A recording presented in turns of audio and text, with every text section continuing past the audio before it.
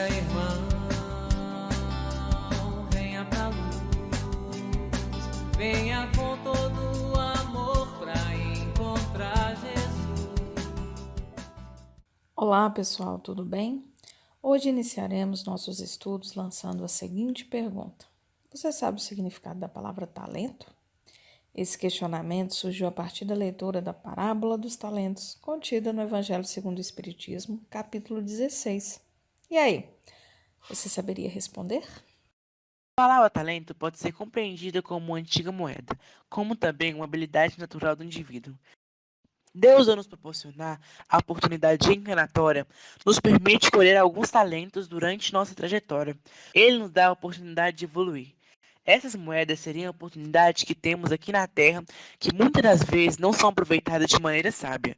Dessa forma, eu posso multiplicar a moeda ou mesmo ficar com o saldo devedor. Será que nessa altura do campeonato estamos com o bolso cheio de moedas ou não? À medida que vamos compreendendo a obra de Deus, aprendemos que a caminhada terrena de cada indivíduo será de acordo com a sua necessidade evolutiva. Eu sigo por esse caminho ou por esse? Todo instante somos solicitados a tomar decisões que são cruciais nas nossas vidas. Decisões essas que vão guiar aos próximos acontecimentos de nossa existência. Muitas vezes o caminho será sombrio, pois nem sempre agirei com clareza e sabedoria. Mas é importante lembrar que a partir do momento que deseja luz, ela surgirá. Como um passe de mágica? Lógico que não. O erro é aprendizado. Portanto, o caminho obscuro pode durar um tempo maior. Depende da necessidade de cada um. É importante lembrar que nunca estamos sós. Basta olhar à nossa volta e perceber que estamos sempre amparados e de cabeça erguida conseguiremos chegar à luz tão sonhada e reconfortante. Nossa vida é perfeita dentro do nosso merecimento. Haverão buracos, pedregulhos, mas a força de vontade ditará o ritmo a ser percorrido.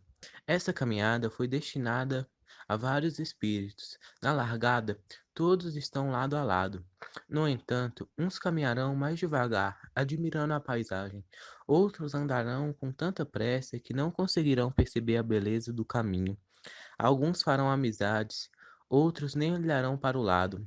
Alguns irão sorrir quando a escuridão for embora, outros nem notarão que o sol nasceu.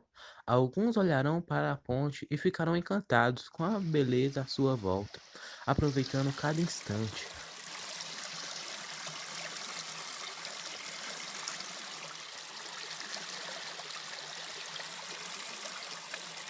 Outros seguirão em frente, sem notar a importância de utilizar os benefícios que a natureza tem a nos oferecer. Pensando em mais uma passagem do Evangelho que trata sobre a prova de riqueza e miséria, é perceptível como esse assunto incomoda o ser humano. Daí surgem os porquês. Por que ele é rico e eu não? A partir do momento que confiamos na misericórdia divina, tudo que nos é dado faz parte de nosso merecimento. Se hoje me encontro em meio a provações da pobreza, possivelmente já passei pela difícil provação da fortuna. Difícil provação da fortuna? Conta outra piada.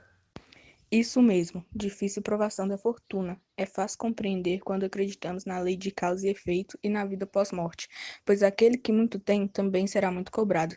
Nem sempre a cobrança se faz na mesma encarnação, mas pode apostar que ela virá com juros e correção monetária. Logo, se a pessoa não souber administrar sua vida abastada, as consequências serão devastadoras. E para completar nossas reflexões, vejamos a pergunta 814 e 815 do Livro dos Espíritos. Pergunta 814. Por que Deus concedeu a uns a riqueza e o poder e a outros a miséria? Para provar a cada um de uma maneira diferente, aliás, vós o sabeis, essas provas são escolhidas pelos próprios espíritos. Pergunta 815. Qual dessas duas provas é a mais perigosa para o homem? A da desgraça ou a da riqueza? Tanto uma como a outra. A miséria provoca murmuração contra a providência e a riqueza leva a todos os excessos. Perceberam, pessoal? Tanto a miséria quanto a riqueza são difíceis provações. Temos muito o que refletir. Mas E aí, vocês estão apreciando a nossa caminhada? E para que ela fique ainda mais interessante, vamos ouvir duas histórias sobre a utilidade da fortuna e a lei de causa e efeito. Preste bem atenção e não perca nenhum detalhe. Do livro O Céu e o Inferno, por Allan Kardec, capítulo 8, Expiações Terrestres, do conto Max, o Mendigo. Em 1850, numa vila da Baviera, morreu um velho quase centenário, conhecido por Pai Max. Por não possuir família, ninguém lhe determinava a origem. Havia cerca de meio século que não conseguia mais ganhar a vida, pois ficara paralítico. Sem outro recurso, Max se tornou um mendigo, procurando vender, pelas herdades e castelos, almanacs e outras miudezas. Ele ficou conhecido por Conde Max, e as crianças o chamavam somente pelo título, circunstância esta que o fazia rir sem agastamento. Por que esse título? Ninguém saberia dizê-lo. O hábito o sancionara. Talvez tivesse provindo da sua fisionomia, das suas maneiras, cuja distinção fazia contraste com a miserabilidade das suas roupas velhas e rasgadas. Na verdade, em uma encarnação passada, Max era um poderoso senhor, com uma fortuna imensa, mas usou desta para os prazeres terrenos e para a ganância. Porém, ao perceber seus erros, Max buscou melhorar e, com auxílio espiritual, assim o fez, tendo a oportunidade de reencarnar para recuperar suas pendências.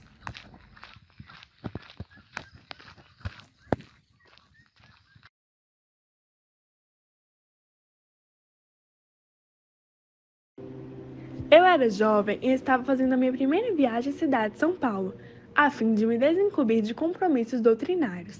Como eu nasci em uma localidade muito pequena, uma cidade no interior da Bahia, foi quase como sair de uma aldeia e passar uma temporada em uma grande metrópole da Europa ou dos Estados Unidos.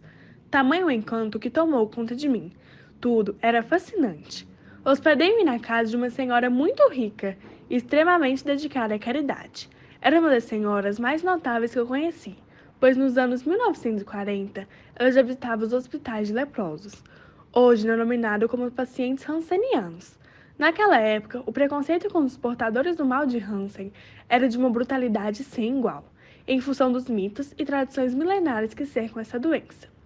A minha anfitriã fazia reuniões espíritas em casa, pois era amiga de pessoas importantes da sociedade paulistana. Senhoras muito ricas, que não dispunham de tempo para frequentar centros espíritas à noite, já que assumiam obrigações sociais de jantares e outros eventos de grande relevância. Então, essas senhoras compareciam àquela residência às 4 horas da tarde, para realizar uma atividade mediúnica. Eu já estava há 2 dias deslumbrado com aquela grande capital. Quando as convidadas começaram a chegar, eu me assustei com a sua elegância e refinamento. Até então, eu só tinha visto pessoas tão bem vestidas nos filmes de cinema. A certa altura, chegou à residência uma senhora com uma roupa de grife das mais belas, destacando-se entre todas as senhoras que estavam presentes. Parecia uma atriz cinematográfica, com cabelo muito bem penteado e com adornos que eu nem sabia identificar. Era uma descendente de árabes, que haviam migrado para o Brasil. Ela estava com tantas pedras preciosas nos pulsos e no colo que mais parecia uma joalheria luxuosa do Oriente. Entre os povos árabes, é muito comum expor as joias como forma de autoestima. De repente, eu vi um anel especial no dedo da senhora. Era uma circunferência de grandes proporções com uma pedra preciosa enorme, na cor branca, cujo valor eu não saberia mensurar. Só sei que fiquei extremamente impressionado. Nunca tinha visto nada parecido com aquilo. Eu passei a especular mentalmente. Será um brilhante? Será um diamante? Por fim, todos nós sentamos à mesa e começamos a fazer uma apresentação para iniciar a reunião mediúnica dentro de alguns minutos. Enquanto o grupo seleto começava os primeiros comentários, eu permaneci olhando para o anel, sem prestar atenção à atividade que se desenvolvia. De acordo com as minhas poucas informações sobre aquele tipo de objeto, eu acabei concluindo que se tratava de um diamante. Em certo instante eu pensei, vai ver que nem é diamante de verdade. Talvez seja vidro lapidado, que ela exibe como se fosse uma joia de alto preço. Não. Ela é tão rica que eu acho que eu não usaria um vidro lapidado. Por longos minutos, em vez de me concentrar na reunião, fiquei analisando aquele anel, que exercia sobre mim um fascínio inexplicável. A alma humana é mesmo paradoxal. Nesse interim, a diretora da reunião, a senhora Zaira Pitt, disse ao grupo: "Vamos dar início às nossas atividades práticas." Em seguida, ela recitou a prece de Caritas, restellindo a oração psicografada por Madame Crew em uma noite de Natal, na cidade de Bordeaux, na França. Eu me concentrei, entrei em transe e comovi-me. Quando voltei à realidade objetiva novamente, eu não pude me furtar a olhar o anel. Fiquei admirado e pensei: como ela tem coragem de vir a uma reunião mediúnica usando um anel desse valor? Onde está a humildade dessa senhora? Nesse momento, Joana de Ângeles apareceu sorrindo e me falou em um tom suave, demonstrando piedade pela minha maturidade. "Meu filho, quanta inveja, hein?" Fui tomado de surpresa, porque pensei que censurar uma pessoa vaidosa era perfeitamente admissível. Joana perguntou: "Você conhece a história deste anel?" "Não, senhora", respondi, algo constrangido. "Então eu irei contar-lhe." Ela fez uma breve pausa e prosseguiu de forma muito especial. Certo dia, um grupo de aventureiros adentrou-se por um córrego, chegando logo mais a uma montanha, onde trabalharam na forma do seu sustento. Eles enfrentaram muitas dificuldades e não se entregaram jamais, permanecendo dia e noite à procura de pedras preciosas, que lhe dariam novos horizontes na vida. Até que um deles encontrou-lhe uma pedra bruta e pensou: "Meu Deus, é um diamante. Ele vale uma fortuna." Como naquela região existiam os atravessadores, um deles pagou-lhe uma expressiva soma em dinheiro, tornando o aventureiro financeiramente independente. Embora houvesse gasto um valor alto, o atravessador pagou pela pedra com bastante entusiasmo, já que ele a conhecia bem e sabia que o negócio seria lucrativo. Em seguida, foi a um joalheiro na cidade mais próxima e vendeu a gema por um valor mais elevado. O dono da loja de joias contratou um lapidador especializado em pedras daquela natureza, que não demorou a realizar a transformação da gema bruta em precioso adorno. O competente profissional colocou o diamante no torno a fim de trabalhá-lo. Ele precisava dar-lhe um único e certeiro golpe de martelo, para que a vibração do choque mecânico desfizesse a camada superficial grosseira que recobria a pedra. Mas, se a vibração fosse muito forte, o lapidador poderia destruir a gema. Então, com a técnica apuradíssima, ele conseguiu dar o golpe preciso e começou um delicado trabalho de lapidação. Um desenhista confeccionou um belo desenho para que os ângulos e faces do diamante pudessem refletir as estrelas. Daí, aquele dedicado lapidador debruçou-se sobre o trabalho com muito esmero, utilizando vários instrumentos que fizeram surgir uma joia de intraduzível esplendor. Outro profissional meticuloso fez o engaste para servir de suporte ao diamante, lançando mão de uma porção de ouro puro que foi manipulado com muito critério na fornalha, adquirindo o contorno exato para se encaixar na pedra. O diamante foi colocado no molde e os ouvidos dobrou as extremidades muito finas, quase invisíveis do engaste, conseguindo com muito êxito que a gema assumisse uma feição majestosa ao mesmo tempo. O desenhista projetou um estojo de veludo que serviria para guardar a joia inestimável.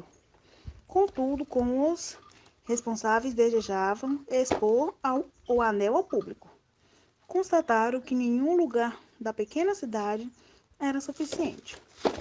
Por essa razão, providenciaram a construção de uma joalheria especializada, especialmente destinada à exibição daquele objeto de rara beleza.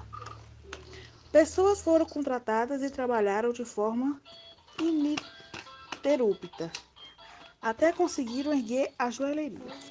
No intuito de proteger o anel, foi elaborada uma vitrine de vidro especial resistente a choques mecânicos, produzida por um vidraceiro de grande habilidade, e finalmente O dono do anel pode colocá-lo em exposição na vitrine. Como ele necessitava de uma pessoa que lhe auxiliasse no novo empreendimento, a joalheria recém-construída contratou uma mocinha simples e pobre para ser a sua funcionária. Joana olhou-me ternamente enquanto eu estava absolutamente fascinado com a narrativa.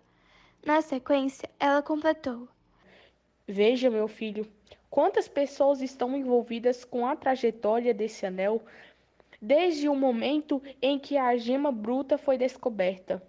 Agora imagine se não houvesse alguém para comprar a preciosa pedra.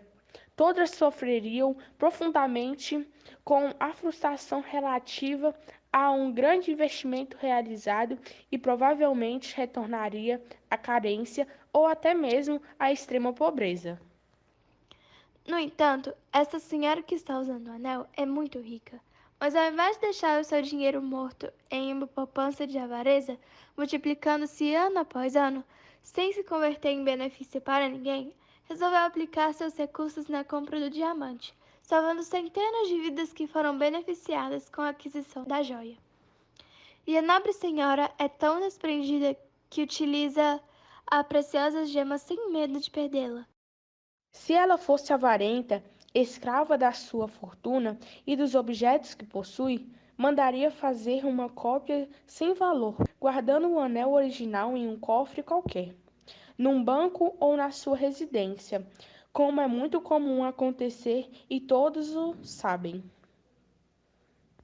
Por isso, meu filho, respeite a vossa irmã, porque ela é uma pessoa rica de beleza espiritual e portadora de grande humildade. Eu confesso que só não morri de vergonha porque não lembrei. Aquelas observações constituíram uma verdadeira lição de vida para mim, que imaginava adotar uma postura correta de crítica aos excessos da riqueza. Imediatamente eu olhei para aquela senhora e mudei de pensamento. Que Deus possa abençoá-la, senhora, pela coragem de comprar esta gema.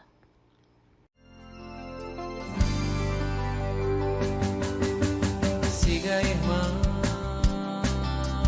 venha pra luz, venha com todo o amor pra encontrar Jesus, venha com todo o seu ser encontrar a paz. Esse mundo que é belo será muito mais. Olhe, veja esse céu, essa terra que disseram